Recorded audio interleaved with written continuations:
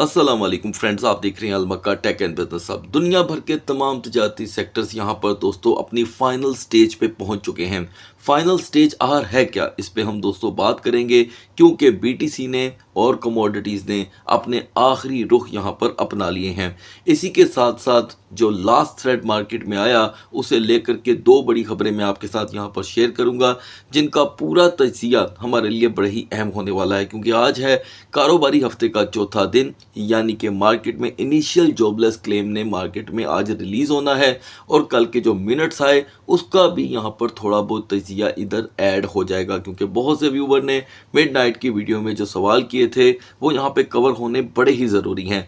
तो दोस्तों मेरी पूरी कोशिश होगी कि इकोनॉमी के जितने भी यहाँ पे इस वक्त हालात वाक़यात हैं अपनी ऑडियंस को पल पल की रिपोर्ट में यहाँ पे फ्राहम करता रहूँ। उससे पहले अगर आपने अभी तक हमारा व्हाट्सएप चैनल ज्वाइन नहीं किया तो उसे कर लीजिएगा, लिंक वीडियो की डिस्क्रिप्शन में होगा, ताकि एक एक पल की अपडेट आप वहां पे हासिल कर सकें। जल्दी से आगाज़ करते हैं दोस्तों कि मिडनाइट से लेकर अब तक क्या हुआ है। बड़ी पेशरफ्त हुई है जो तजारती सेक्टर से जुड़ी है। कुछ व्यूवर्स का कहना है कि खबरें तो हम कहीं और भी देख लेते हैं, तो दोस्तों हम अपने चैनल अलमक्का टेक पे सिर्फ वो खबरें शेयर करते हैं जिनका बराह रास्त तजारती सेक्टर से ताल्लुक़ होता है। ऐसा नहीं होता कि मिसाल के तौर पे मैं आपके साथ ऐसी खबरें शेयर करूं कि लालू खेत में किसी गाय ने किसी बच्चे को टक्कर मार दी, समझ लग गई। तो लिहाजा मैं यहाँ पर आपको सिर्फ तजारती खबरें बताता हूँ।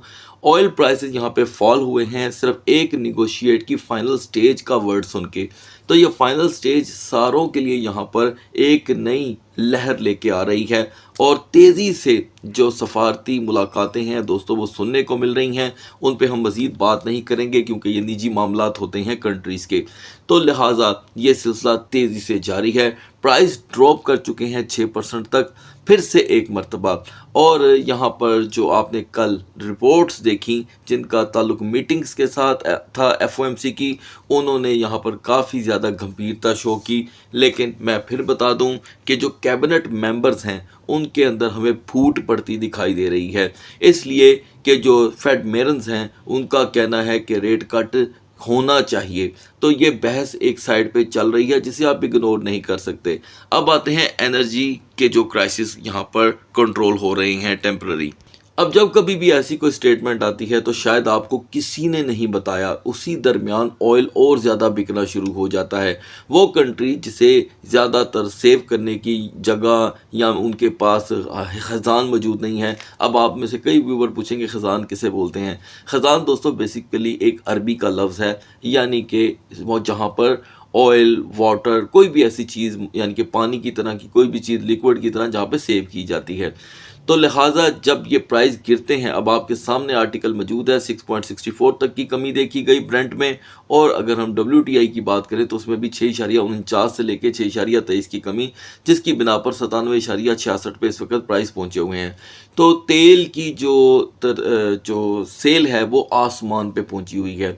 एक फियर फैक्टर है, ठीक है जी। अब ये फियर फैक्टर सारों को हैरान कर रहा है कि ये सोचकर कि कहीं ये फाइनल स्टेज तो नहीं है, यानी कि कहीं ऐसा ना हो कि अगर निगोशिएट ना हुआ तो इसके बाद फिर से माराधाड़ी शुरू हो जाए। और दूसरी तरफ से दोस्तों रिपोर्ट है फुटबॉल के वर्ल्ड कप की तरफ से, वो हमारी खैर खबर नहीं होती, लेकिन मैं आपके कान में डालना चाहता हूँ कि वहाँ पर व्यूवर्स जिन्होंने यहाँ पे मेंबरशिप ली थी कि वो स्टेडियम्स में पूरे मेहमानों का इंतज़ाम के लिए पूरी तैयारियाँ करेंगे, खाली पड़े हुए हैं। होटल्स में कुछ देखने को नहीं मिल रहा और इस वक्त बहुत कम वक्त रह गया है वर्ल्ड कप के लिए। लेकिन ये जो निगोशिएशन है ये अगर यहाँ पर फाइनल स्टेज पे नहीं पहुँचती तो जो वर्ल्ड कप या फुटबॉल में इंटरेस्ट रखने वाले लोग हैं उनका रुझान बहुत कम पाया जाएगा। 4 साल बाद होने वाले इस इवेंट पे काफ़ी गहरा असर पड़ सकता है।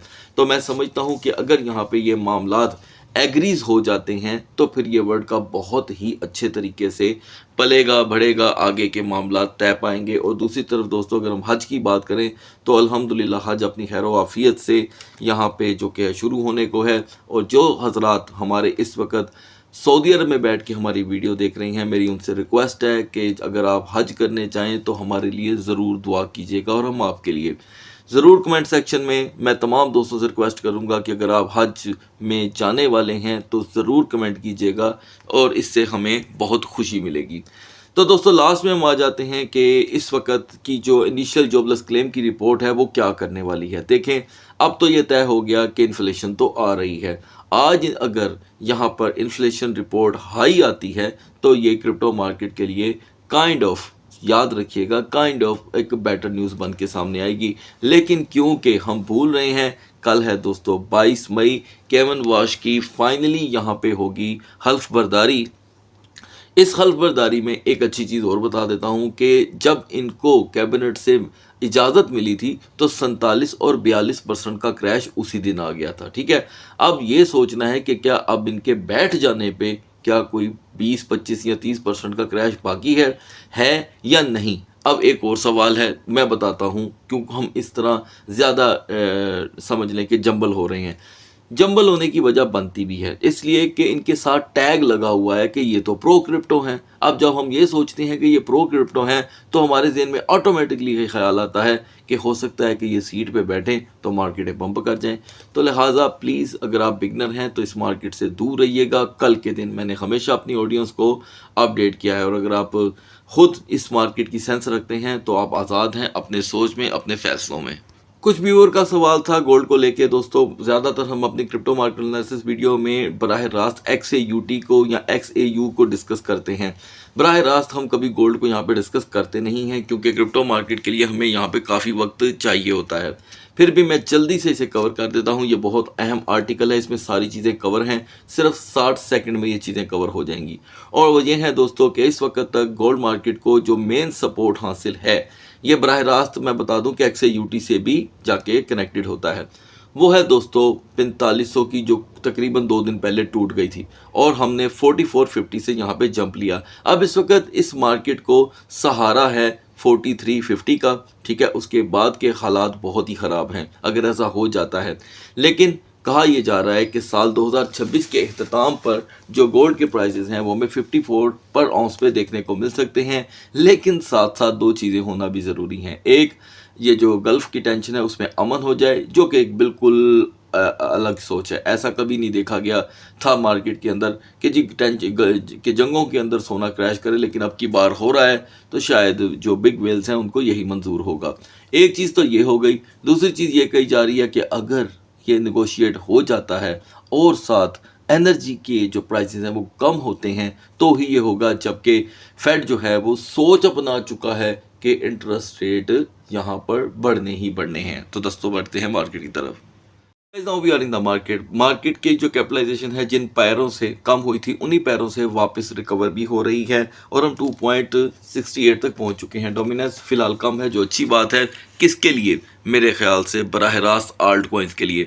लिहाजा अभी भी मार्केट के अंदर FOMC का जो इम्पैक्ट है वो चल रहा है दोस्तों।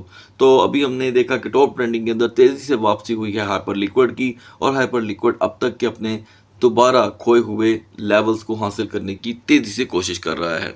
फाइनली दोस्तों यहाँ पे BTC 77,800 प्लस रहने की कोशिश में कहीं ना कहीं कामयाब दिखाई दे रहा है, लेकिन लास्ट 7 डेज़ का अगर इसका वॉल्यूम देखें तो उसमें कमी ही है, यानी कि हम अभी भी 2.56% की कमी को यहाँ पर तलाश कर रहे हैं। एनीवे BTC का यहाँ पे अपने रेजिस्टेंस को लेकर इनिशियल जॉबलेस क्लेम से गुजरना बड़ा अहम होगा, क्योंकि अभी से कुछ देर पहले हमने रिजेक्शन देखी है 78,200 थे। आपको याद होगा कि मैंने मिडनाइट में आपको अपडेट किया था कि अब रिजेक्शन हमारे कदम के साथ कदम मिला के चलेगी।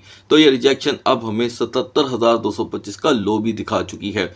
ये खींचातानी का माहौल ऑन रहेगा। लिहाजा इनिशियल जॉबलेस क्लेम की रिपोर्ट फौरी हासिल करने के लिए एक पल की भी देर मत कीजिएगा, क्योंकि उसी के दरमियान यहाँ पे सूरत हाल चेंज होंगी। एनीवे यही सूरत हाल रहती है दोस्तों, तो ये BTC को 78,500 से 78,800 तक की रेजिस्टेंस मजीद प्रोवाइड कर सकता है। हालांकि ये कैंडल रिवर्सल है, इसके अगले 2 घंटे बड़े ही अहम हैं।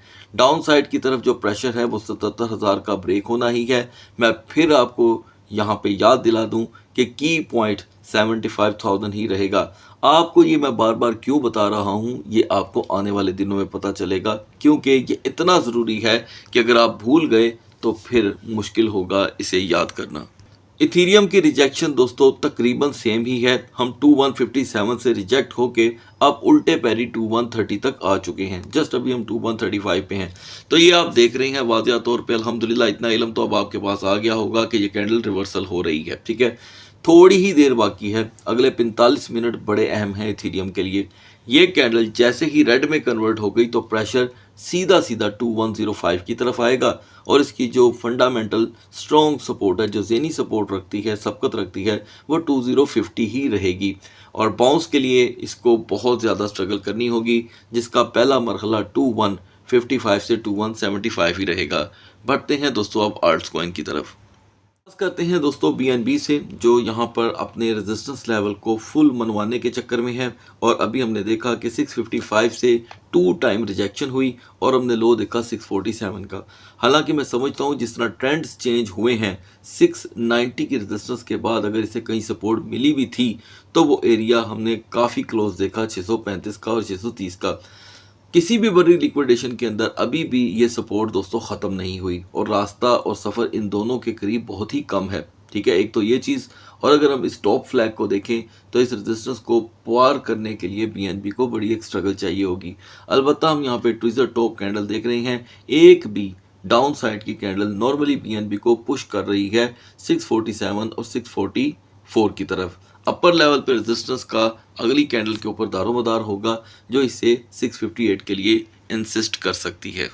सोलाना के ट्रेंड में यहाँ पे दोस्तों कोई ज़्यादा बड़ी कमी देखने को नहीं मिल रही, लेकिन आज हम बिल्कुल फ्लैट तजिया करने वाले हैं इसका। ये देखें, पिछले तकरीबन एक पूरे हफ्ते से सोलाना 84 को अपनी सपोर्ट सेलेक्ट कर रहा है। 1 टाइम, 2 टाइम, 3, 4, 5, 5 बार सोलाना 84 से बाउंस करके दोस्तों 87.10 और 20 तक की रेजिस्टेंस बनाकर एकदम से रिजेक्शन कर रहा है।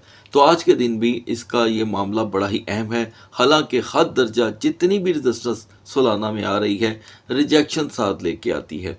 तो अभी भी जो प्रेशर है वो मोस्टली यहाँ पर 85.50 पे है, आफ्टर दैट 84। ये एक फ्लैट आपस में कनेक्शन है, क्योंकि दरमियान में आपको बहुत ही लो माउंटेन्स बेरिश कैंडल बनती दिखाई दे रही हैं और मैक्स रेजिस्टेंस की जो पावर है सोलाना में वो 87.20 तक ही दिख रही है। आज बहुत दिनों बाद व्यूवर्स डिमांड पे मैं एडीए को यहाँ पे ऐड कर रहा हूँ। तो दोस्तों आपको याद होना चाहिए कि टॉप फ्लैग क्या है। यहाँ पर कार्डानो का टॉप फ्लैग था दोस्तों 0.2950। अब आप अंदाज़ा करें कि कहाँ पे 0.2950 और कहाँ पे हम 0.2430 0.2450 पे सो चुके हैं। ये इसकी सेकंड लास्ट रेजिस्टेंस थी और इसके बाद कहीं भी कोई सपोर्ट ना मिल सकी। अलबत्ता ये है इसका स्ट्रगलिंग एरिया 0.2490 और 0.2450 में एक बड़ा कनेक्शन पाया जा रहा है। इसमें अगर ये एक जॉइंट कनेक्शन कायम रहता है तो हम कार्डानो को 0.2530 तक की रेजिस्टेंस हासिल करता देख सकते हैं। चेन लिंक के अंदर हमें मुसलसल जिगजैग पैटर्न बनता हुआ दिखाई दे रहा है। ये देखें, upper level, low level, then upper, then low, then upper और फिर लो। हालांकि मार्केट इस वक्त काइंड ऑफ एक समझ लें कि पॉजिटिव मोमेंटम क्रिएट कर रही है, लेकिन फिर भी इसका अपना पैटर्न चल रहा है। तो अभी भी अगर हम 9.68 और 70 पे ज़्यादा देर स्टे करते हैं तो ये पैटर्न कंटिन्यू रहेगा। मे बी नॉर्मली 9.60 से 9.50 एक क्विक सपोर्ट देखने को मिल जाए। दूसरा यहाँ पे व्यूवर लवर्स और डिमांड के तौर पे यहाँ पर मैं फिर से सुई को ऐड कर रहा हूँ। हालांकि सुई को मैं डिस्कस नहीं करने वाला था, वजह ये बनी कि सुई ने जो टारगेट था 1.10 का वो जल्दी अचीव कर लिया। तो दोस्तों आप देख रहे हैं कि जैसे ही हम 1.10 1.12 की रेजिस्टेंस हासिल करते हैं तो रिजेक्शन हमारे साथ चलती है। अभी भी मामला कुछ यहाँ पर ख़त्म नहीं हुआ, लिहाजा सुई को रिजेक्शन हासिल है 1.15 से और सो ऑफन सपोर्ट हम जो देख रहे हैं वो 1.05 की है।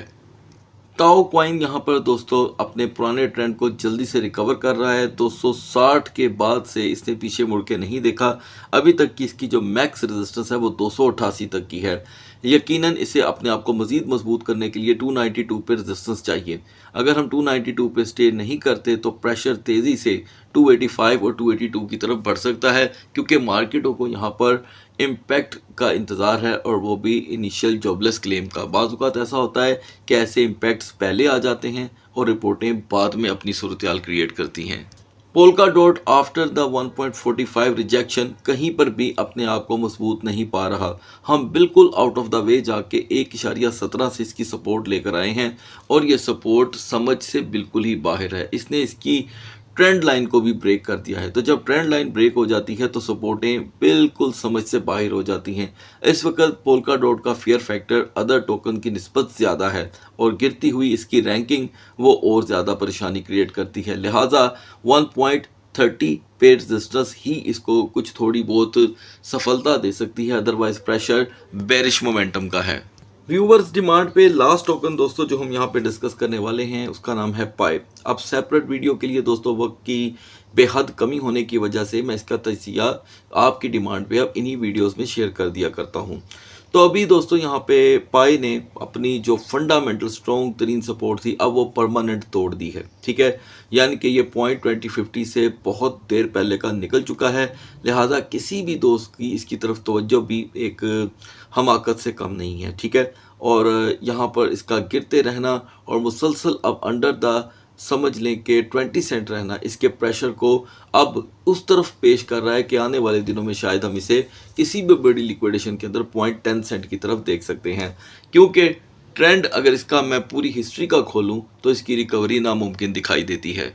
तो दोस्तों ये 1 मंथ की आपके सामने परफॉर्मेंस है। हम 25 सेंट से टच एंड गो करके 0.1529 पे खड़े हैं, जबकि इससे पहले हम 0.1470 का भी लो देख चुके हैं। लिहाजा ऐसे तमाम व्यूवर्स जो ऐसी प्रोडक्ट की तरफ तवज्जो भी रखना चाहते हैं, मैं समझता हूं उनको दूरी इख्तियार करनी चाहिए। सो गाइस अगली वीडियो तक अल्लाह हाफिज़।